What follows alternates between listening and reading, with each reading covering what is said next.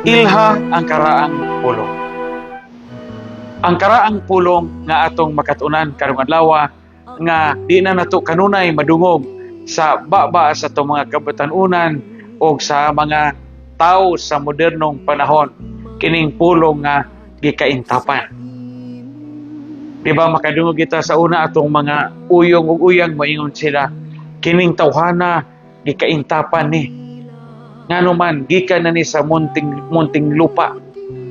Nabilanggo na ni og usa kini kapugante milayas sa prisuhan.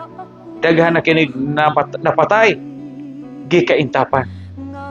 Unsa may buti pasabot sa pulong gikaintapan? Ang pulong gikaintapan nagpasabot nga siya gikahadlokan, gikalisangan.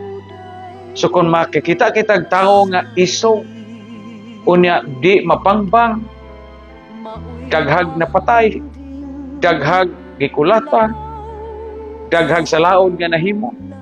Mayon ta dito nga kining tawhana gikaintapan. Buti pasabot gikahadlukan, gikalisangan. Sa atong kinabuhi, daghang mga tao nga atong gikalisangan. Daghang mga tao nga atong gikahadlukan. Daghang mga tao nga atong gikaintapan. But taliwa ni ning tanan, di kita mahadlok, di kita malisa. Ang Dios na kanunay nag-uban ka nato. So kinsa man ang mga taong gikaintapan diya sa atong dapit, diya sa atong barangay, diya sa atong lungsod.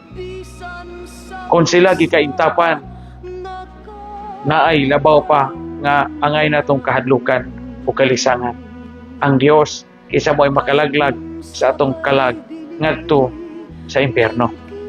Gikaintapan, gikahadlukan, gikalisangan.